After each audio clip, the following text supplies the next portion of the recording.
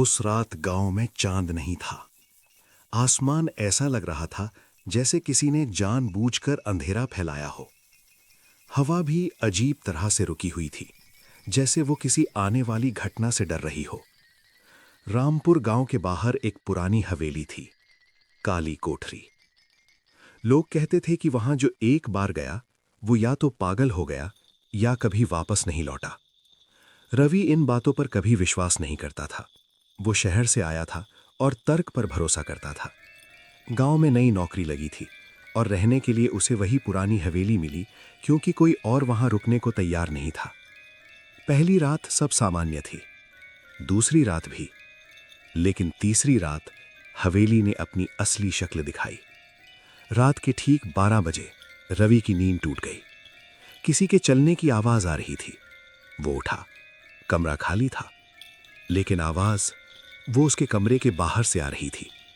ठक ठक ठक, नंगे पैरों के चलने की आवाज।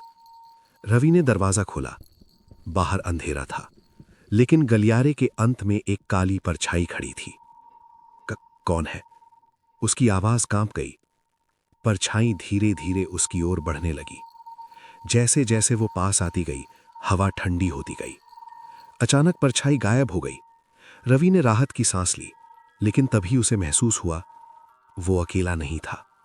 उसके पीछे किसी की सांसें चल रही थीं, गरम, तेज, बिल्कुल उसके कान के पास। अब मुड़कर देख। आवाज औरत की थी, लेकिन ऐसी आवाज जिसमें इंसानियत नहीं थी। रवि ने धीरे धीरे गर्दन घुमाई। उसके सामने एक औरत खड़ी थी, चेहरा जला हुआ, आंखें पूरी तरह काली, मुंह से खून टपक रहा था। वो चिल्लाना चाहता था, लेकिन आवाज गले में ही फंस गई। औरत ने अपना हाथ बढ़ाया। उसकी उंगलियां सामान्य नहीं थीं, वे बहुत लंबी थीं और हड्डियां बाहर निकली हुई थीं। जैसे ही उसने रवि को छुआ, पूरा कमरा बदल गया।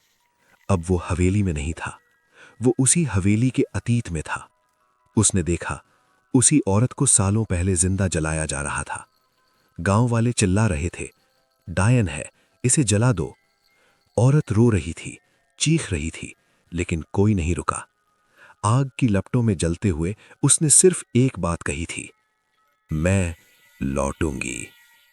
रवि की आंख खुली। वो फिर से अपने कमरे में था, लेकिन अब सुबह नहीं हुई थी।